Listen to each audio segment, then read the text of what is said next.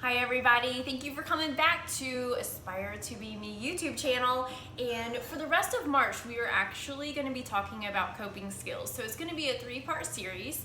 And today for coping skills part 1, we're going to talk about why do we use coping skills? What are they? And then we're going to go talk about one of the coping skills that can help you in future use. It can also, we're going to talk about in part 2, 2 different more coping skills, and then the same thing again in part 3. So after this is all over, this series, you will have 5 coping skills that you can use, or you can let your friends or family know that might need them for future reference. So a lot of times on the crisis and suicide line, I ask people, do you have any coping skills? And A, they don't know what that is, or B, they can't find one.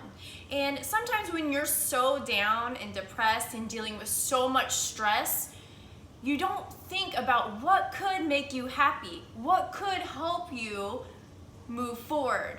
So basically the purpose of coping skills is to replace that negative and unhealthy thoughts and ways that you're dealing with stress and basically change that to positive ways. And that's what we're going to talk about today. Now first, before we move forward, I want to kind of give you some examples on what are some negative coping skills that people might use.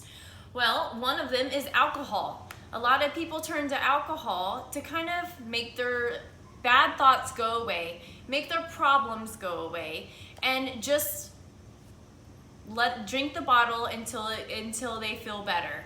Actually, alcohol is a depressant, so it really, in actuality, scientifically, it makes you even more depressed. So that's one example. Another one is chewing your fingernails. I am terrible about this. And actually, my son is even worse. He has like half the fingernail. So as you can see, my fingernails look terrible. So you know what? We all have these bad habits to deal with our stress. And this is one of mine, is biting my fingernails. I've done it since I was a little girl. I would take ballet class and just gnaw on my fingers when I would get nervous or I would get bored. Another bad example of a coping skill is driving too fast. Sometimes it can be fun. I'm a fast driver, but sometimes it can be very reckless. And there are times I know when I was suicidal that I was driving reckless because I really didn't care what happened to me. That is one of those bad coping skills. Another bad coping skill that a lot of people might do is eating too much or eating too little. So you can have both problems, which can lead into anorexia or bulimia or any other kind of food disorder that can happen. So let's throw those bad examples out of the window, and we're gonna start fresh with a new way for a coping skill. We are going to make ourselves feel better and deal with these stressors in life in a healthy way. And the first one we're going to talk about today is deep breathing. And sometimes, it sounds so silly, but you know what? It's free. You don't have to go anywhere special to do it.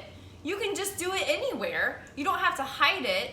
You don't have to worry about what other people think, because some people might not even notice you're doing it. So, why is deep breathing so important? Well, for one thing, it makes your heart rate go down. So it just brings you a little more calm. You feel a little bit better, kind of dealing with that stressor in a healthy way rather than those negative ways that we talked about. So it also, when you concentrate on your breathing, you're doing that rather than concentrating on that stressor that is causing you issues, pain, negativity. So deep breathing is actually a huge and great, cheap, free, fun coping skill that you can use. You just need to breathe in through your nose and out through your mouth. Super easy. No one has to even know that you're doing it. Do it 5 times or until your heart rate can kind of slow down if you're having a panic attack, and it can make you feel a lot better. So if you've ever noticed athletes, before they go onto like a run, or they work out, or even while they work out, they concentrate on their breathing. And the reason why they concentrate on their breathing is to keep their heart rate regulated. And that's really what we want to do here. So that is our first coping skill for part 1.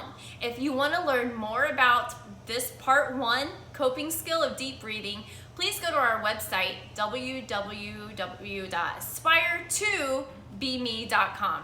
Have a great day!